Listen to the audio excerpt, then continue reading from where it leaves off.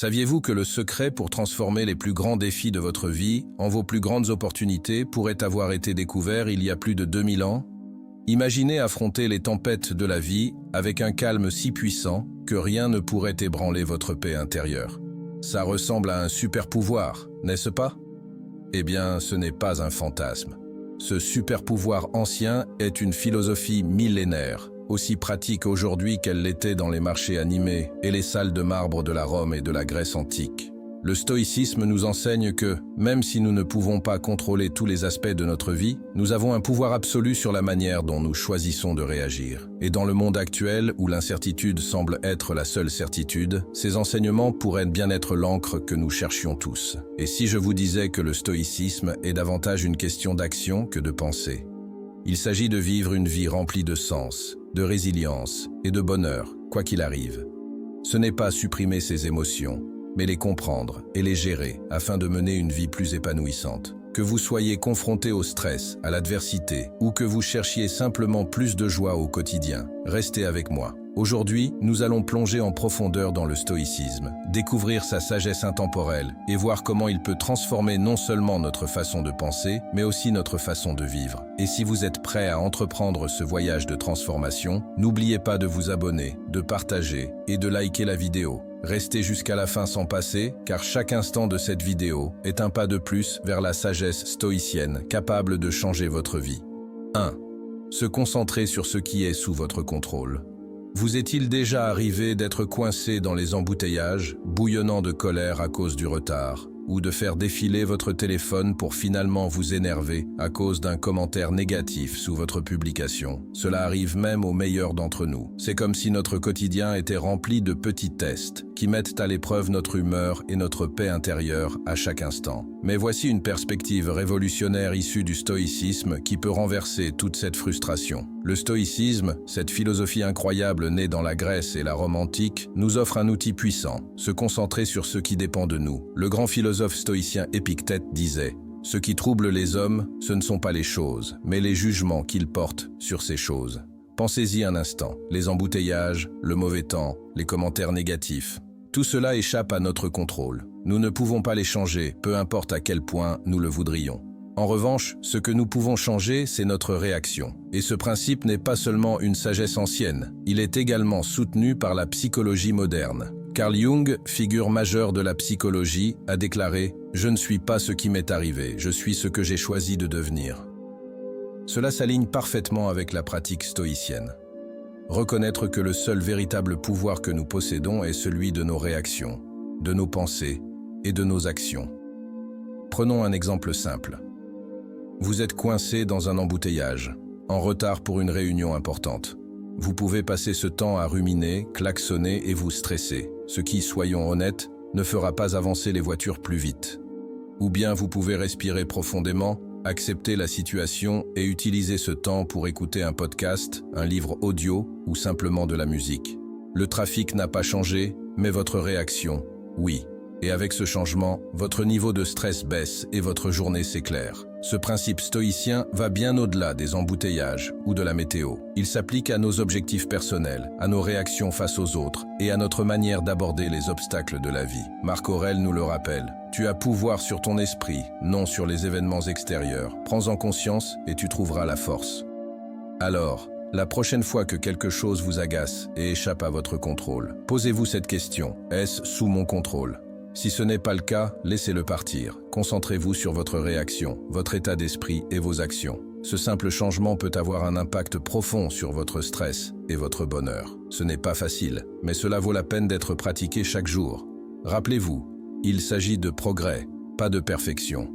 Et en nous concentrant sur ce qui dépend de nous, nous ne faisons pas que survivre aux défis de la vie. Nous prospérons malgré eux. 2. Transformer les obstacles en opportunités. Le stoïcisme nous enseigne l'art d'accueillir les obstacles comme des opportunités. Cela semble contre-intuitif, n'est-ce pas? La plupart d'entre nous voient les obstacles comme des barrières à notre bonheur et à notre réussite.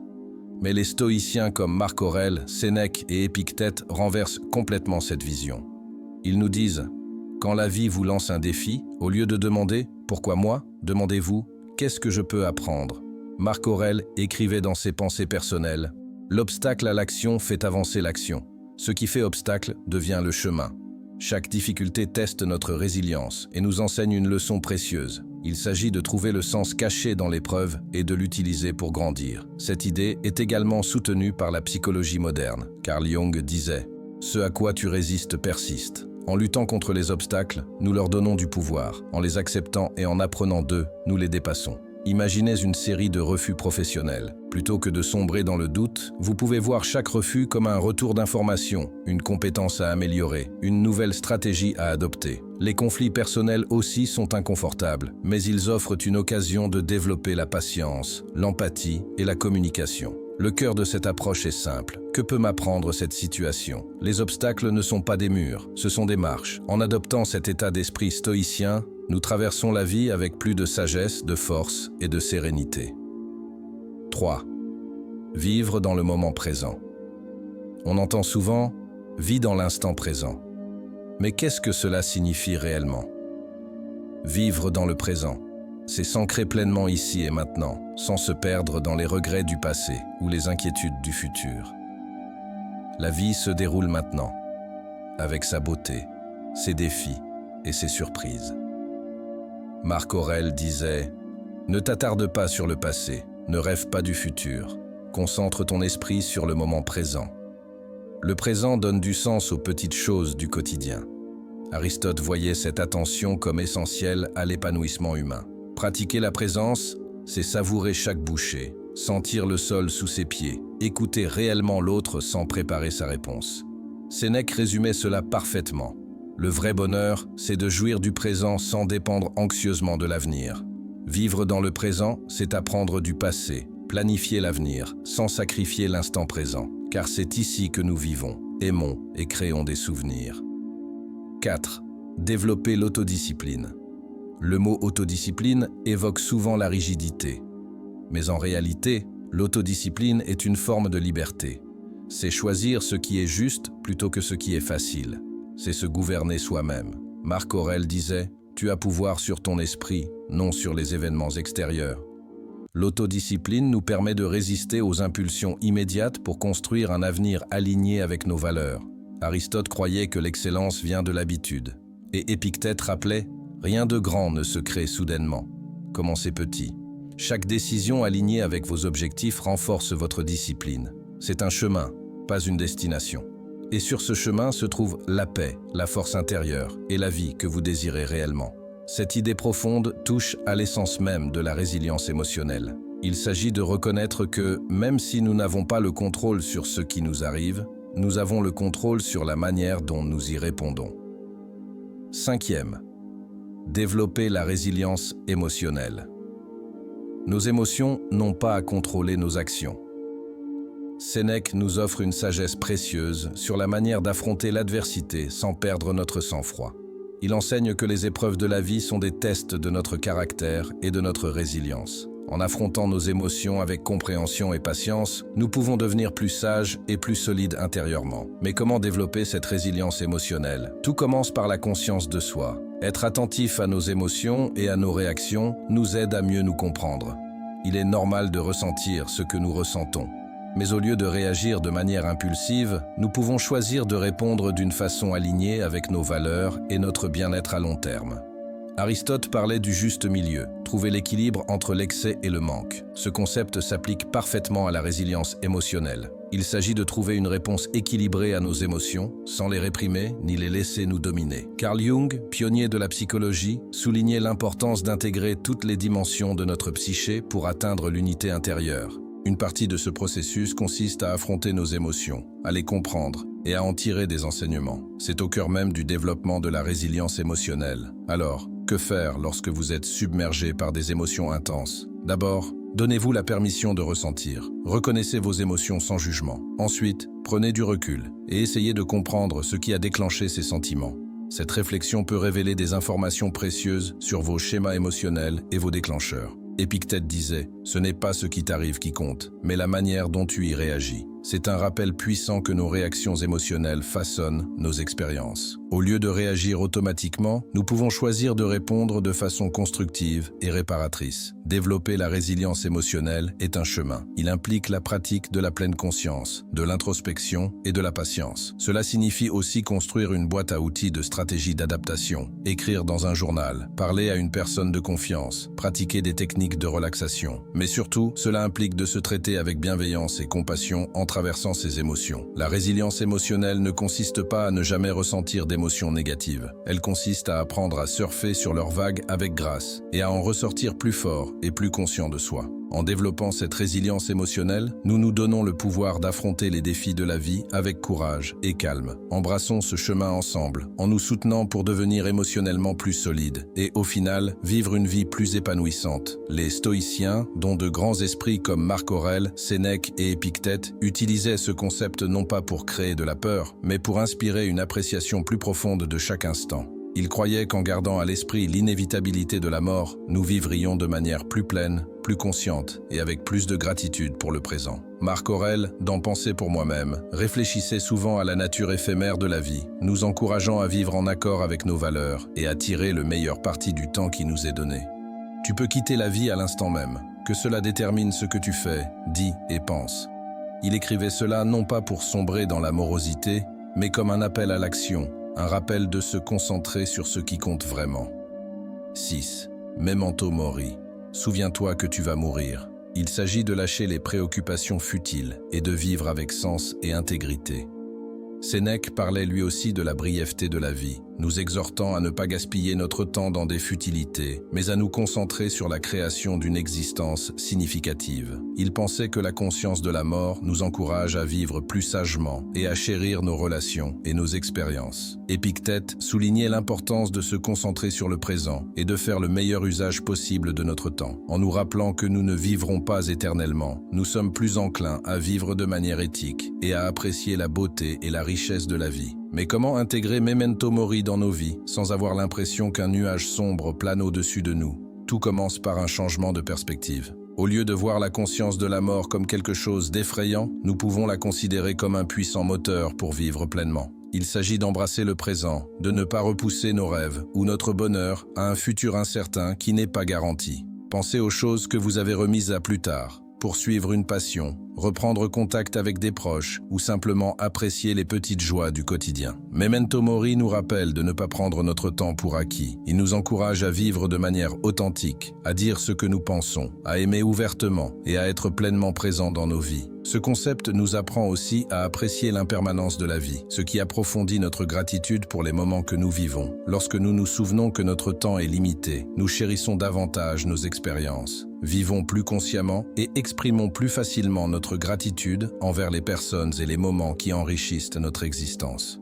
Utilisons donc Memento Mori non comme une source de peur, mais comme un catalyseur de croissance, de gratitude et d'amour de la vie. Qu'il nous rappelle de faire des choix alignés avec nos valeurs les plus profondes, de chérir nos relations et de savourer la beauté de l'instant présent. Ce souvenir que nous mourrons un jour nous pousse à vivre plus pleinement aujourd'hui. En embrassant Memento Mori, nous trouvons un rappel puissant de vivre non pas dans la peur de la mort, mais dans la célébration de la vie. Faisons en sorte que chaque instant compte. Non parce que nous craignons sa fin, mais parce que nous aimons profondément la vie elle-même. Vivons de telle sorte que, lorsque notre heure viendra, nous puissions regarder en arrière sans regret, en sachant que nous avons vécu pleinement, aimé profondément et apprécié l'extraordinaire voyage qu'est la vie.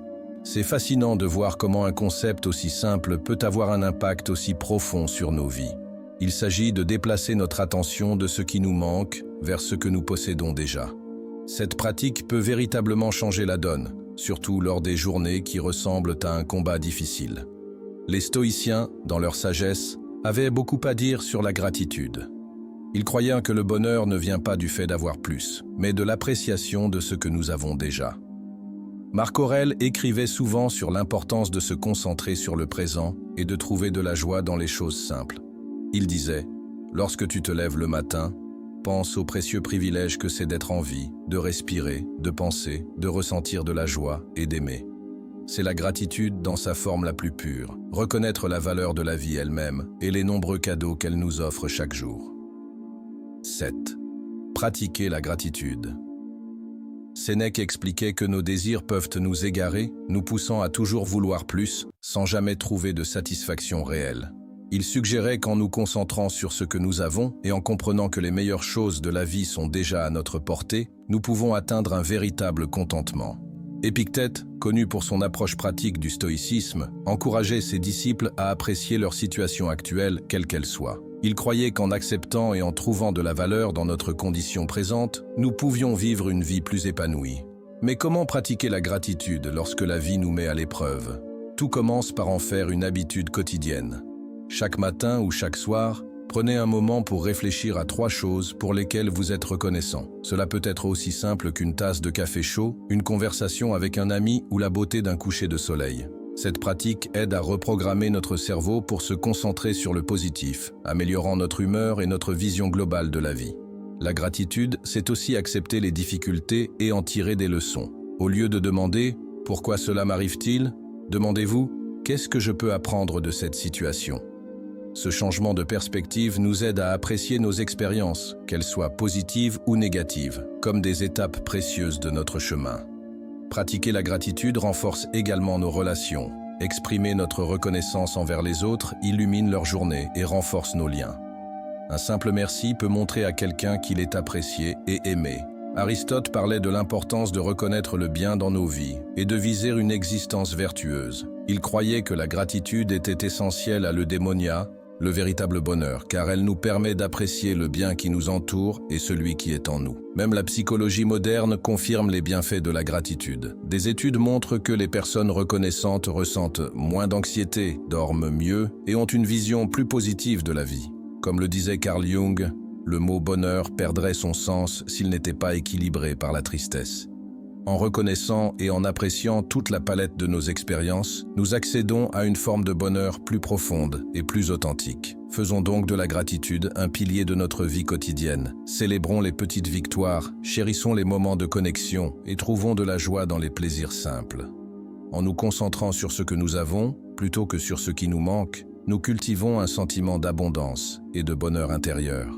Souvenez-vous, ce n'est pas le bonheur qui engendre la gratitude, c'est la gratitude qui engendre le bonheur. Levons nos verres à moitié pleins, levons-les bien haut et célébrons la beauté de la gratitude dans nos vies. À la capacité de trouver la lumière, même sous les nuages les plus sombres. Les stoïciens avaient une compréhension profonde de l'excellence personnelle. Ils croyaient que l'excellence, ou la vertu, est le seul véritable bien, et que tout ce que nous faisons devrait viser à vivre une vie vertueuse. Marc Aurèle est un exemple frappant de cette quête d'excellence personnelle. Il disait « Ne perds plus de temps à discuter de ce que doit être un homme de bien, sois-en un ». Cette phrase simple mais puissante résume parfaitement l'essence de l'excellence personnelle. Il s'agit d'incarner les valeurs que nous admirons et de s'efforcer de vivre selon elles chaque jour. 8. Se concentrer sur l'excellence personnelle. Sénèque soulignait l'importance de l'amélioration de soi et de l'apprentissage. Il prônait une vie vécue en accord avec la nature et la raison, estimant que la véritable excellence vient de l'intérieur et se reflète dans nos actions et nos choix. Épictète insistait sur la responsabilité personnelle dans l'atteinte de l'excellence. Il enseignait que nos réactions, nos émotions et notre volonté sont sous notre contrôle et que les maîtriser est essentiel pour vivre une vie vertueuse. Mais à quoi ressemble concrètement le fait de se concentrer sur l'excellence personnelle? Cela commence par établir ses propres standards, fondés sur nos valeurs et nos aspirations, et non sur les attentes de la société ou les réussites des autres. Il s'agit de se connaître, de comprendre ses forces et ses faiblesses, et de progresser de manière constante. L'excellence personnelle, c'est aussi la résilience. Ce n'est pas seulement la réussite qui compte, mais la façon dont nous réagissons aux échecs et aux revers. Comme le disait Aristote, l'excellence n'est jamais un accident. Elle est toujours le résultat d'une intention élevée, d'un effort sincère et d'une exécution intelligente. Le choix, et non le hasard, détermine votre destinée. Cela signifie voir les défis comme des opportunités de croissance plutôt que comme des obstacles. Se concentrer sur l'excellence personnelle, c'est aussi cultiver un état d'esprit de progression. La psychologie moderne nous apprend que nos capacités peuvent être développées grâce au travail et à la persévérance. Cet état d'esprit nous pousse à relever les défis, à persévérer face aux difficultés et à voir l'effort comme un chemin vers la maîtrise. L'excellence personnelle, c'est aussi vivre avec authenticité.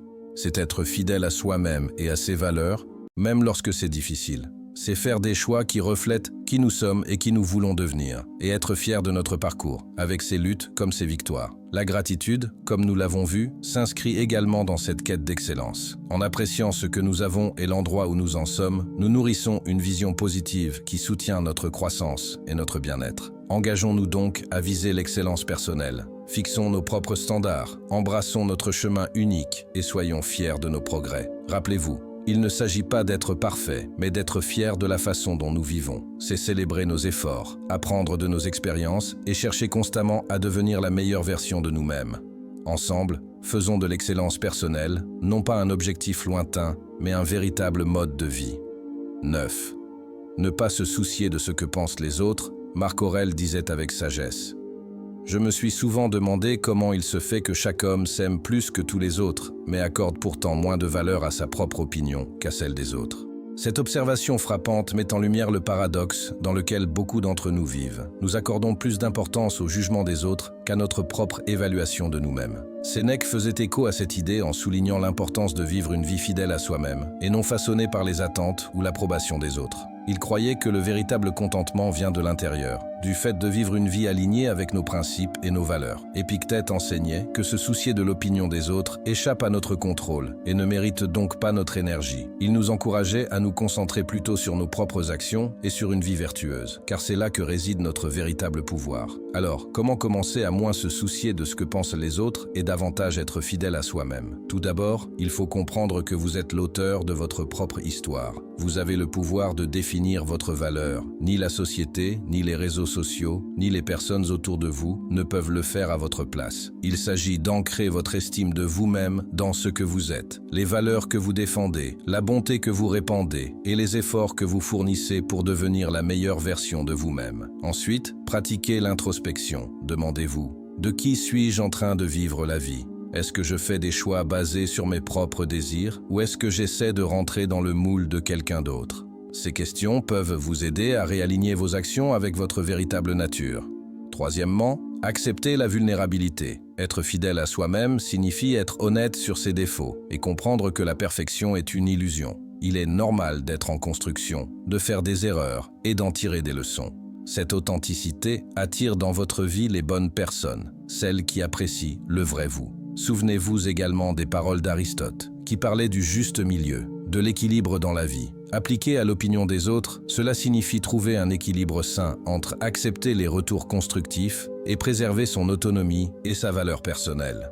Adopter un état d'esprit stoïcien, c'est comprendre que notre valeur est déterminée par nos vertus, nos actions et notre engagement à vivre une vie pleine de sens, et non par les récompenses extérieures ou l'approbation des autres.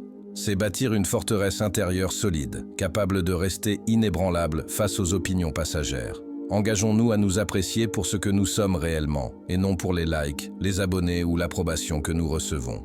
Ayons le courage d'être authentiques, de vivre des vies alignées avec nos vérités profondes. Souvenez-vous, votre valeur est innée et unique. En restant fidèle à vous-même, vous laissez votre lumière briller de la manière la plus sincère possible. Ne faisons pas que traverser la vie. Vivons-la pleinement, avec la confiance qui naît du fait d'être aligné avec ses valeurs et fidèle à soi-même. 10. Accepter le changement. Voici une vérité essentielle. Accepter le changement n'est pas seulement nécessaire, c'est vital pour notre croissance et notre bonheur. La réalité est simple. La seule constante dans la vie, c'est le changement. Apprendre à suivre le courant et à embrasser les transformations inévitables de la vie rend leur traversée moins effrayante et bien plus enrichissante. Les stoïciens avaient une vision particulièrement saine du changement. Ils le considéraient comme une partie naturelle du rythme de l'univers. Marc Aurèle disait « Accepte tout ce qui t'arrive, tissé dans le schéma de ta destinée, car qu'est-ce qui pourrait mieux correspondre à tes besoins ?» Cette acceptation profonde du changement comme élément fondamental de la vie nous aide à comprendre que chaque transformation, qu'elle nous paraisse bonne ou mauvaise, a sa place dans notre histoire. Sénèque enseignait que s'attacher excessivement à nos circonstances actuelles mène à la déception, car ces circonstances finiront inévitablement par changer. Il nous conseillait d'être flexibles et de comprendre que le changement n'est pas seulement une partie de la vie, mais un élément essentiel de notre développement personnel et de notre bonheur. Épictète, de son côté, nous invitait à distinguer ce que nous pouvons contrôler de ce que nous ne pouvons pas contrôler. Si les événements extérieurs nous échappent, notre attitude face à eux, elle, reste entre nos mains. Cette perspective est profondément libératrice lorsqu'il s'agit de faire face au changement. Elle nous pousse à nous concentrer sur nos réactions, à chercher les opportunités de croissance cachées dans chaque transformation et à avancer avec résilience. Alors, comment devenir plus réceptif au changement ?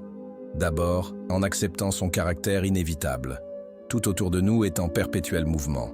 Les saisons changent, les personnes entrent et sortent de nos vies, et même nos cellules se renouvellent en permanence. Accepter le changement, c'est accepter la vie elle-même. Ensuite, en pratiquant la pleine conscience. Être présent dans l'instant permet d'apprécier nos expériences sans s'y accrocher. Cette conscience crée un espace intérieur propice à l'acceptation lorsque ces expériences évoluent ou prennent fin. Troisièmement, en cherchant les leçons dans le changement. Chaque transformation, aussi difficile soit-elle, contient une opportunité d'apprentissage. Au lieu de demander « Pourquoi cela m'arrive-t-il ?», demandons-nous « Qu'est-ce que cela peut m'enseigner ?» Ce simple changement de perspective transforme les épreuves en tremplin vers l'évolution personnelle. Aristote parlait de la poursuite d'une vie vertueuse comme clé du bonheur. Et la vertu inclut l'adaptabilité, la capacité à traverser les changements de la vie avec grâce et sagesse, en trouvant l'harmonie au cœur du mouvement. La psychologie moderne confirme cette approche stoïcienne. Considérer le changement comme une opportunité plutôt qu'une menace réduit considérablement le stress et l'anxiété, tout en renforçant notre résilience. Rappelons-nous que le changement n'est pas quelque chose à subir, mais à accueillir comme une partie naturelle et enrichissante de notre parcours. Accepter le changement, c'est s'ouvrir à de nouvelles expériences, à la croissance et au déploiement harmonieux de notre chemin unique. Suivre le courant ne signifie pas être passif. Cela signifie s'engager pleinement dans la vie, dans toute sa complexité dynamique, avec courage, sérénité et un cœur ouvert aux possibilités infinies que le changement apporte. Conclusion. Intégrez le stoïcisme dans votre vie. Tout commence par la compassion envers vous-même. La réflexion personnelle ne consiste pas à se blâmer pour ses erreurs, mais à les reconnaître comme des opportunités d'apprentissage et de croissance. Soyez aussi compréhensif et bienveillant envers vous-même que vous le seriez envers un ami cher. Aristote parlait de l'importance de mener une vie réfléchie. Il croyait que la véritable sagesse naît de la compréhension de soi, de nos actions et de notre place dans le monde. Cette réflexion est l'essence même d'une vie examinée, une vie vécue en accord avec la vertu et l'excellence. En psychologie moderne, les bienfaits d'une réflexion régulière sont largement documentés. Elle améliore la santé mentale, clarifie le sens de notre vie et favorise la croissance personnelle. Réfléchir à nos expériences nous aide à traiter nos émotions, à apprendre de nos actions et à prendre des décisions plus conscientes pour l'avenir. Engageons-nous donc à pratiquer régulièrement cette introspection et cette réévaluation, qu'elle devienne notre boussole intérieure, nous assurant que nous ne faisons pas que subir la vie, mais que nous la façonnons activement selon nos valeurs. En prenant le temps de regarder en arrière, nous acquérons la lucidité nécessaire pour avancer avec plus d'alignement, plus de conscience et une connexion plus profonde avec ce que nous sommes réellement et ce que nous aspirons à devenir.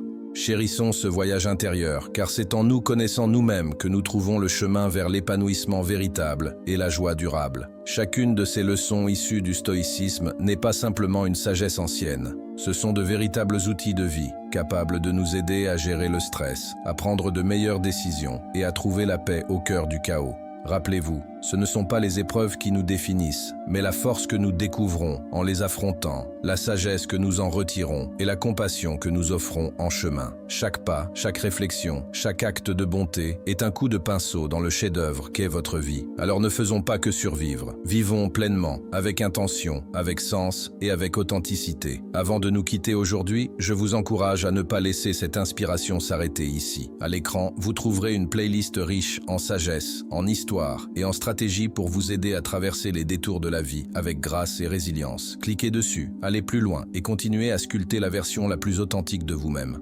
Ensemble, continuons de grandir, de réfléchir et d'embrasser la magnifique complexité de la vie. Merci d'avoir partagé ce moment avec moi. Jusqu'à notre prochaine rencontre, souvenez-vous de vivre non pas pour les applaudissements, mais pour la cause d'être votre version la plus sincère et la plus vraie. Prenez soin de vous et à très bientôt pour la prochaine étape de notre voyage.